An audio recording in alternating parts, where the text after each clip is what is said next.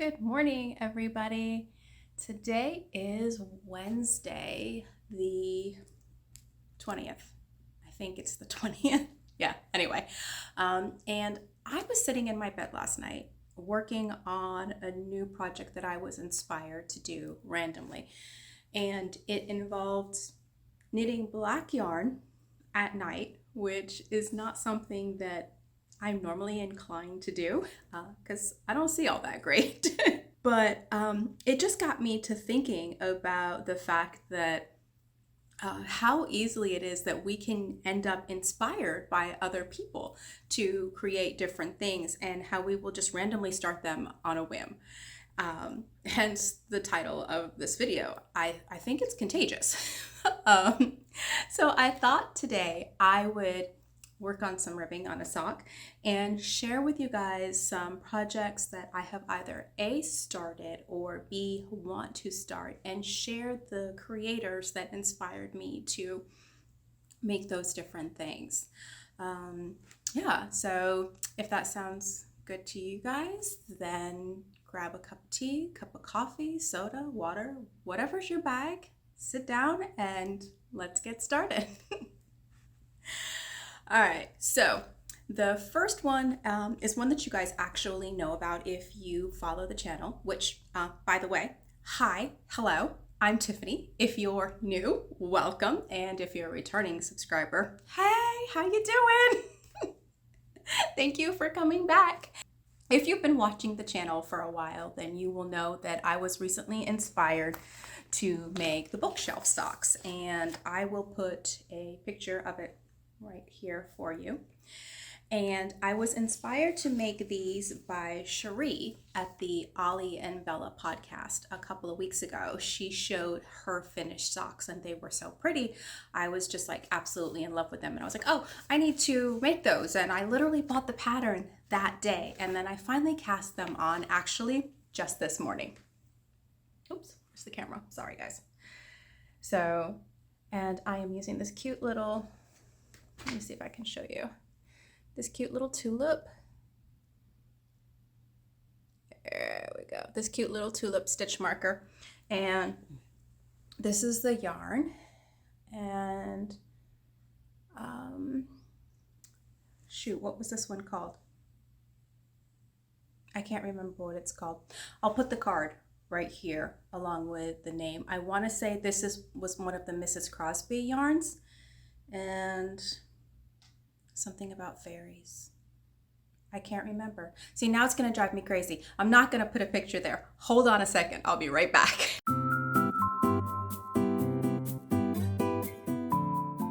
Okay, now we can carry on with business.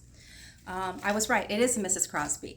It is the Mrs. Crosby Loves to Play, and it is on their train case base. It is 55% superwash merino, 15% nylon, 30% outlast viscose. Still have no idea what that means. I still haven't Googled it. 425 yards, machine wash cold with light colors. Machine dry until just damp, lay flat to dry. And the colorway is called Tiger Lily. And there's the label. Oh, that's better. And that's what the label looks like. So anyway, last night, or should I say this morning, I cast these on. I just came back from taking my daughter to school and I clocked into work and I was like, oh, I don't have any emails that I have to read. And I think I only had like 2 sets of conditions that I had to review. So I did those. And so I'm like, all right, before I start to underwrite for the day, I'm just gonna get these socks cast on. So that's what I did. I got them started. And I have notes so I don't forget this time. So I cast those on this morning. So I'm super excited about it. I'm just at the ribbing stage right now. So nothing incredibly special. But if you guys don't follow the Ollie and Bella podcast, she is a British YouTuber. And she does she knits and crochets and she does Vlogmas and all that other stuff. She does a lot of socks and blankets are her thing. So all of the creators that inspired me to start these projects, I will leave a link down below for their channels if you want to check them out. So yeah, so this is the first one, is the bookshelf socks, which you guys already knew about. The next one is going to be Emily at High Fiber Knits. 3 weeks ago, she did a video where she had finished her Nata dress, and it came out absolutely amazing. I loved it. I don't know that I have it in me to knit an entire dress here in Florida in the heat, at least not a long one, because this was a maxi dress down to the floor, and it looked beautiful. And I think she used Isagar yarn, and it was stunning. Anyway, so it made me want to cast on a dress. So straight to Ravelry that day, I went looking for a dress pattern. And what I found, I'll put a picture of the pattern right here, is a pattern by Vera Wilamaki. I think it's Polish. And the pattern is called the Still Light Tunic dress. And I was like, oh my gosh, this would be perfect, because I can wear it with leggings here in Florida in the fall. It's made with fingering weight yarn, and it has some techniques in it that I've not done before. It looks like it has raglans on the side, and it has a deep neck, and then it looks like it's got 3/4 length sleeves, but I definitely would do them full length. But the cool thing about this one is it's got this pocket in the front, and I've not made anything with a pocket yet. So when I saw this, I was like, this gives me a new skill to learn, and at the same time, I'll get a sweater dress out of it. This is awesome. So this one is not cast on yet because I need to find the yarn. A lot of yarn, actually. Yeah, I know, all of the yarn that I have, and I need more yarn. So they recommended in the pattern using drops alpaca, and to make my size, I would need 9 balls, which is 1,600 yards. And it's made on 3mm or US 2.5-inch circular needles. It looks like the whole thing is. Yeah, the whole thing is made on 3mm needles, like the ribbing and everything.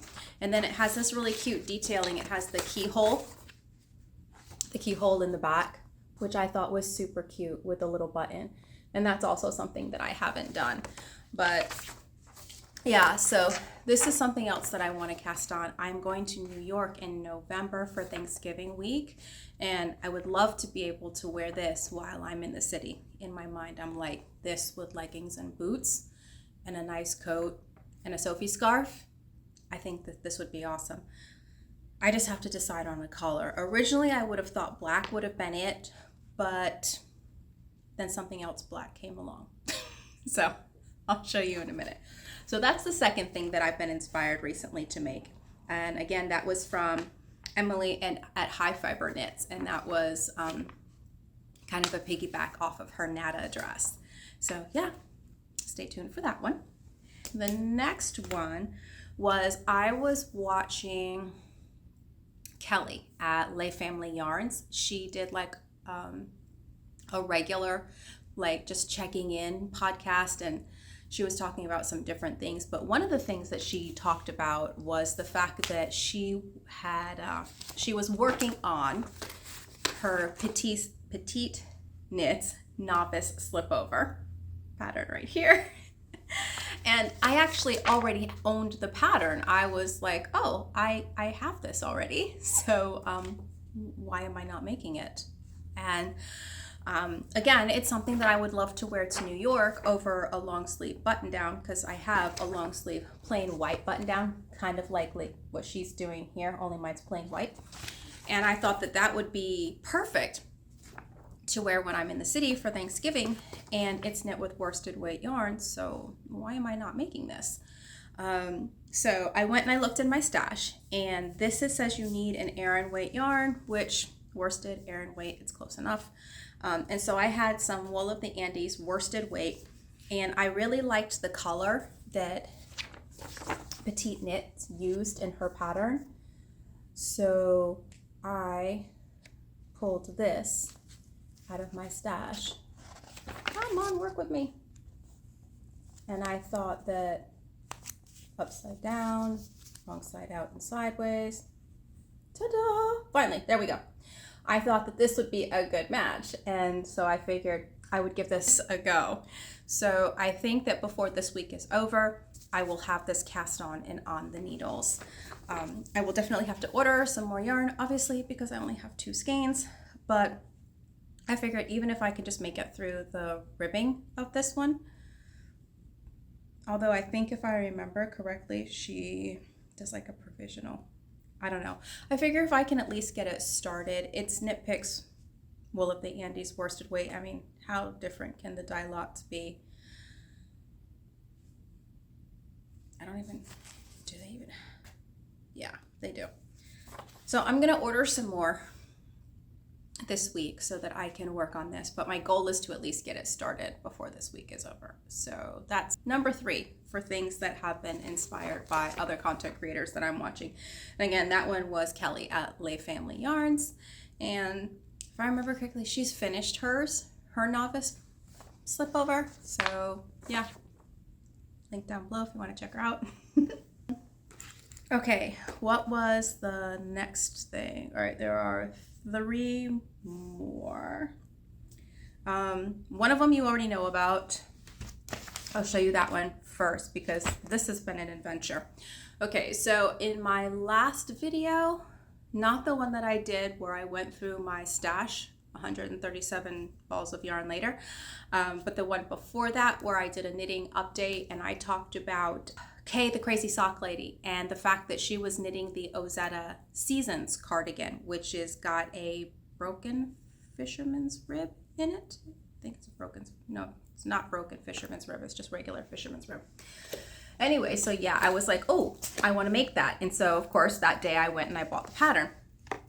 And then I didn't start it for a few days because I originally went to Joann's to buy the yarn or buy some more yarn, but they were completely out of what I wanted to use because I wanted to use, it's knit with worsted weight yarn, so I wanted to use the Lion Brand Fisherman's Wool because I wanted to have a garment that was like, you know, true, proper, you don't have to wash me, you know, except maybe once or twice a year cardigan for, you know, if I wear it like to the city,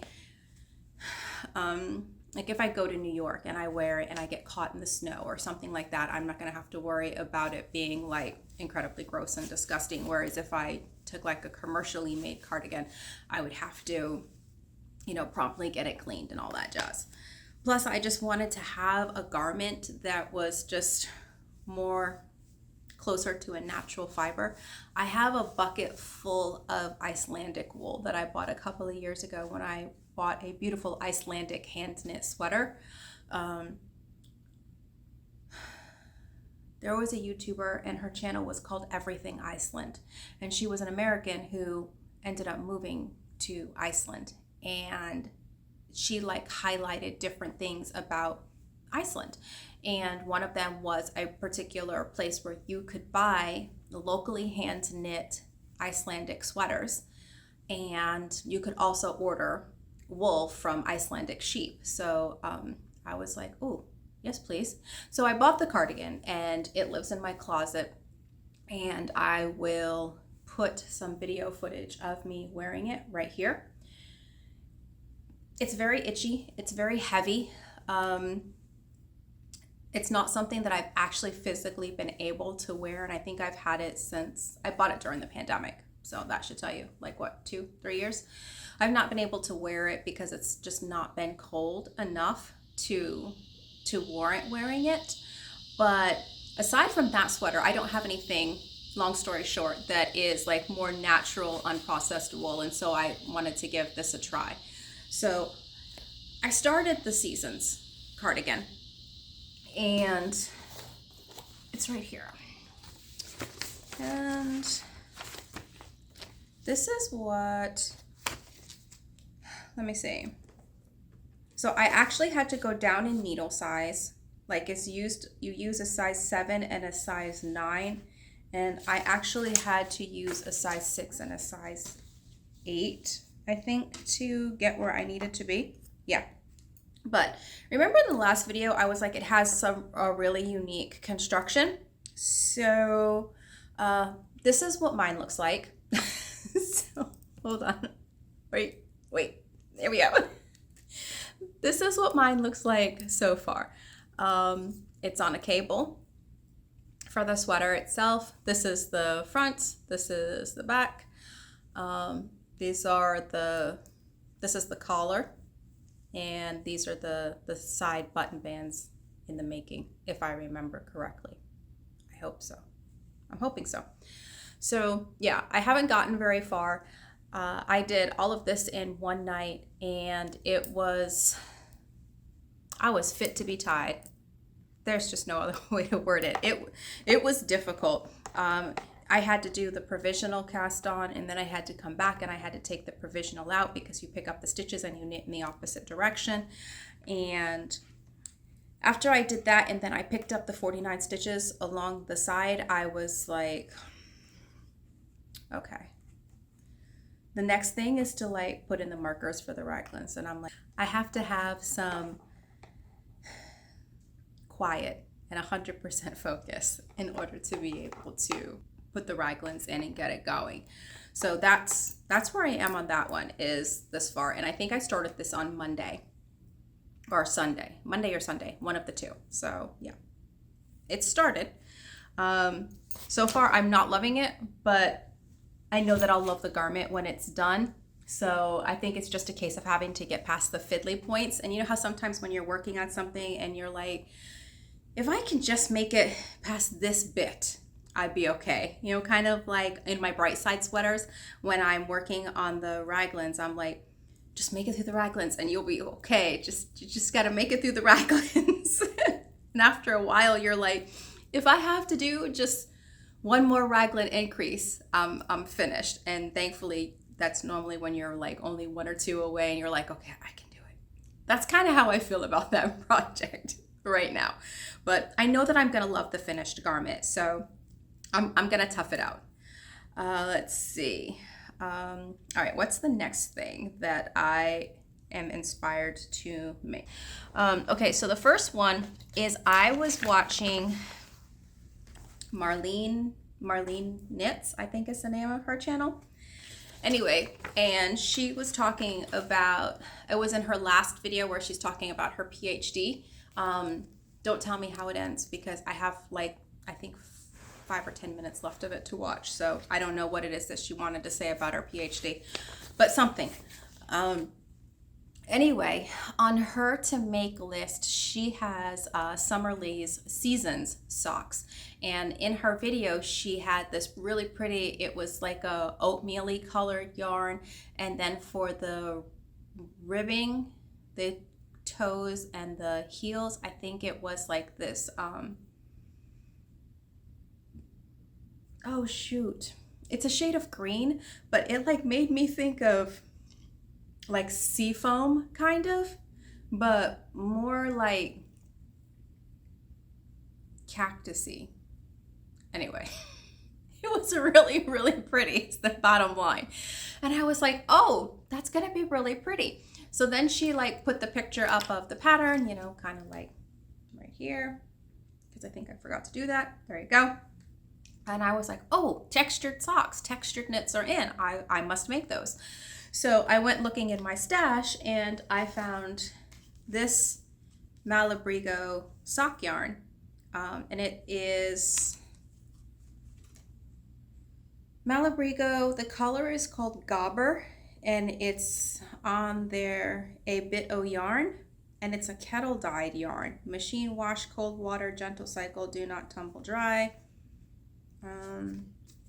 What is it? 440 yards. So I'm getting a pair or two of socks out of it, but I thought that this would be really pretty for the fall, you know?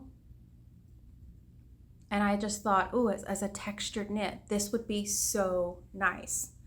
So thanks, Marlene, because now I need to knit these socks, and I'm needing to knit them out of this. And I'll tell you what's funny. I was casting on the last inspired project, and I needed a particular size needle. And so I happened to open my Chaigu interchangeables, and in there I found a sock needle. And 2 videos back, I was like, I don't know what I'm gonna do. All my sock needles are full. So then I found that needle. Then I was downstairs in my hobbit closet. Well, we call it a hobbit closet, but it's a yarn closet, and it's under the stairs, so hobbit closet. Anyway, I was digging through, I have a plastic tub that's got a lot of needles that are on their cables. They're not interchangeables. There's a whole bunch of them in there. And at the bottom of that container, I found another sock yarn. I was like, day made, best day ever. 2 new sock needles. I'm casting on some socks, which is how I ended up casting on these ones. And then these will be next tonight, probably.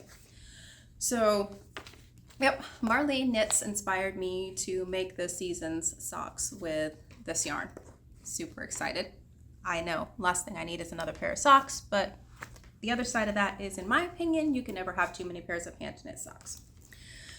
All right, so the last one was inspired by Taylor from Wool Needles Hands Knitting Podcast, and she is also the dyer behind Fiber for the People.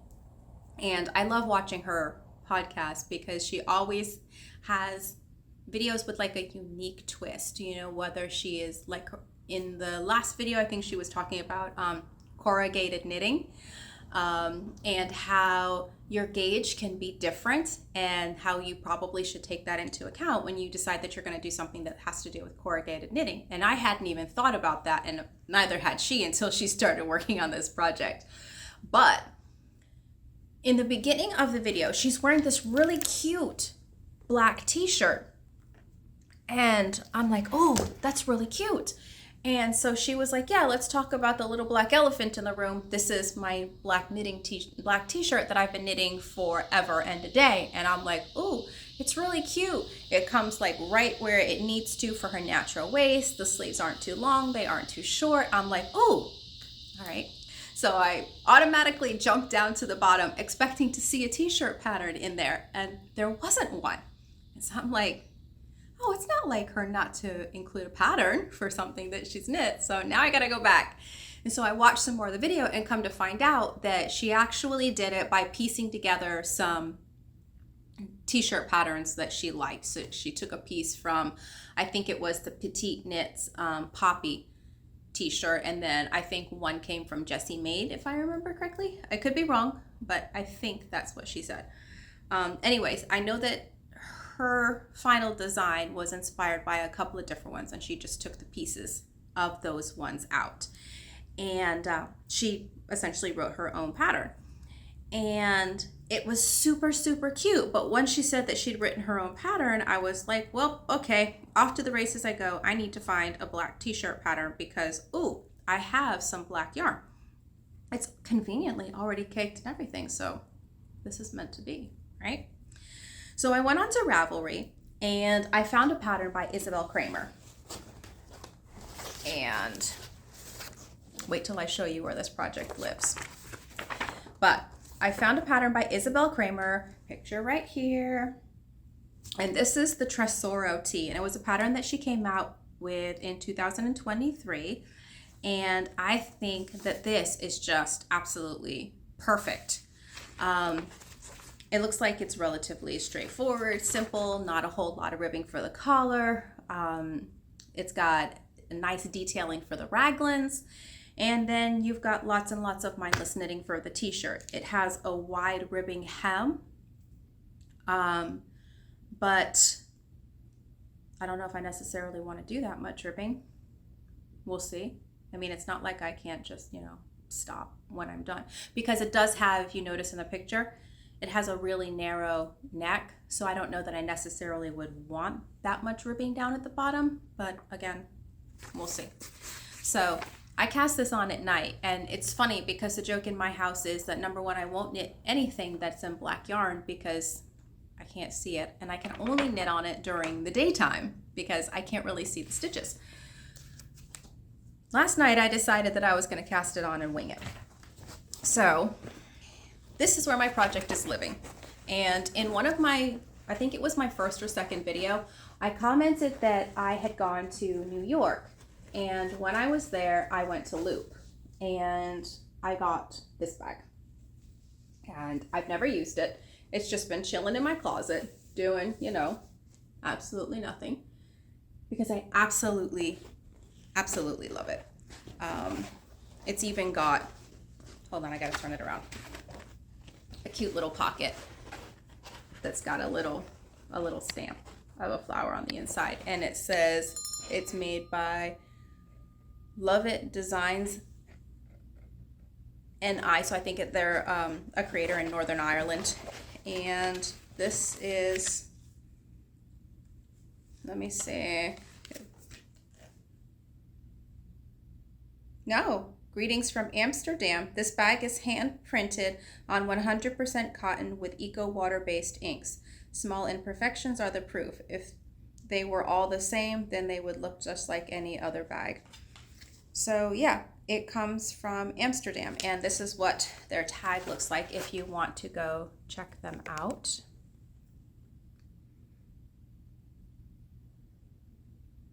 But yeah, I absolutely love this bag. And I figured that since I was working on something that I wouldn't normally work on, why not put it in the bag that I wouldn't normally use, right? So here we go. So I had 3 skeins of, I think this is the Malabrigo Ultimate Sock. Yep, 3 skeins of the Malabrigo Ultimate Sock in color 195 black.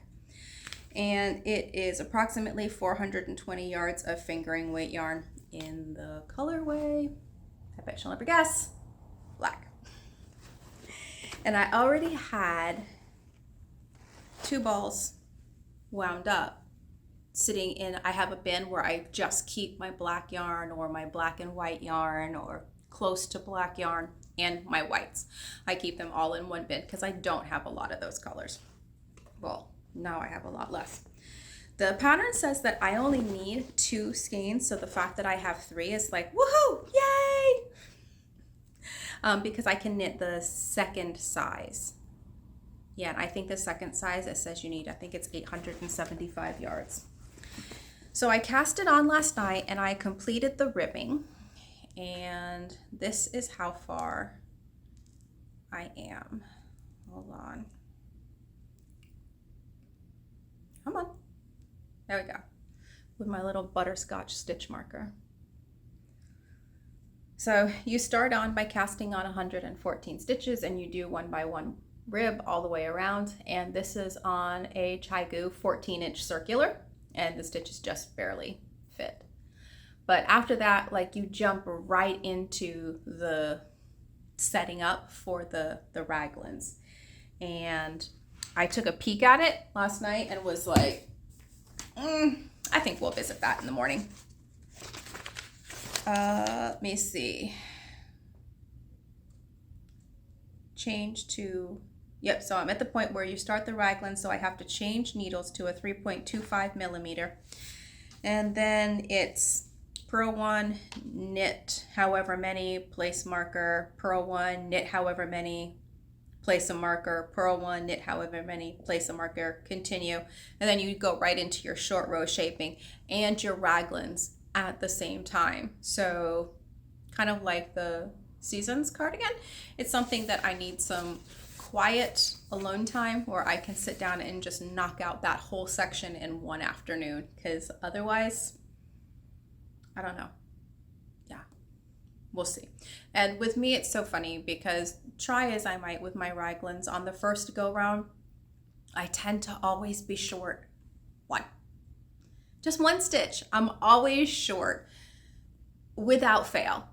And normally I knit patterns that don't have the short row shaping in the back, or I'll knit a pattern that has the option to omit, like a lot of tin can knits patterns have that option where you can omit the short row shaping.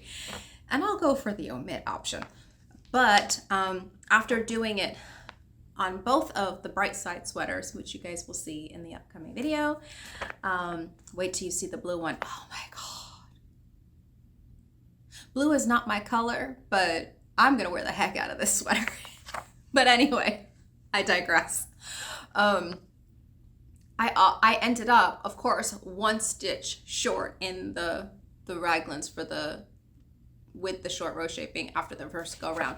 And it was my first time actually tackling the short row shaping. And so I got it done and I didn't have holes in my, because I did the German short row instead of the wrap and turns. I did the German short row, and then you pull the stitch over and turn around and carry on your merry way. I did that, and I didn't have any holes. So I'm like, okay, yeah, you're short one stitch and you don't have any holes. Just get to where it is that you need to be and just make one. And so I think I was missing one stitch, so I had to do, I believe it was a make one right. So I did that and called it a day. Now on my blue one, so far I've got the right number of stitches, but I'm only halfway through the raglans. I did, like, you have to do the raglan increases a total of 8 times for my size. And so I'm like, okay, I'll do the first 4 and then I'll come back and I'll do the other 4. But of course, in the meantime, I've cast on a few things. So anyway, Taylor, wool needled hands, had on this really cute black t-shirt, inspired me to knit a black t-shirt. I'm thinking black t-shirt with leggings and a pair of boots in the city for Thanksgiving with a big puffy jacket. It's gonna be nice. I'm excited. Of course, now I have to, like, figure out how I'm gonna be able to get to knitting. Because once you divide for your sleeves and you're just doing the body and you're just knitting round and round and round, I think I can do that in the dark and I'll be okay. I have, like, cat hair touching my face. It's driving me crazy. Because Walter is, I don't know what Walter's doing. He's, like, shedding, which is weird. But I think my daughter needs to brush her cat. But anyway, all that to say, Taylor had on this really cute t-shirt and I was like, I now need to knit a t-shirt. And then I also found in my stash some more gray yarn, and I have 2 skeins of that. So I'm like, okay, if I can successfully make the shirt once out of 2 skeins of black yarn, then I'm gonna give it a try with the 2 skeins of gray yarn. I also want to try to get away from buying so many commercially made shirts. So I'm thinking about doing some more t-shirts and sweaters and cardigans that I will have for years to come. Because, you know, as it stands right now, you buy a t-shirt and, you know, it might last a year or 2. Even if you buy, like, ones that are made from recycled materials or ones that are sustainably made, that you spent a little bit more on so that they'll last a bit longer. Sooner or later, you still have to replace them. Whereas if you knit a garment, especially if I knit a black t-shirt, I'm thinking that worst case scenario, say it gets a hole in it, I can always just either patch it, put a bit of embroidery over it, do some duplicate stitching to cover it over in some way. Even if it means I have to frog the garment, you know, up to the hole and then re-knit that portion. At least I'm not contributing to a landfill somewhere. At least that's the thought process in my head. So anyway, with that said, I just wanted to pop in and share with you guys some of the things that I have recently been inspired to cast on from some other YouTubers, and just ask, you know, what are you guys inspired to create right now? Does this happen to you? Do you watch a YouTuber and you're just like halfway through the video, I'm gonna need to go buy that pattern and go stash dive? Does that happen to you, or no? Is it just me? Yeah, I'd be interested. Let me know in the comments down below. And if you enjoyed this video, please like, subscribe, comment. I respond to all of the comments and I'm trying to grow. So subscribe. Please subscribe. There. They say if you don't ask, you don't get, so I've asked. And with that said, thank you so much for watching this video. I hope that you found it entertaining and that you felt inspired to check out some of those YouTubers that I mentioned if they're new to you, or if you are now inspired to create your own little black tee or new pair of socks. And with that, I will see you guys in the next video. Have a great rest of your week. Bye for now.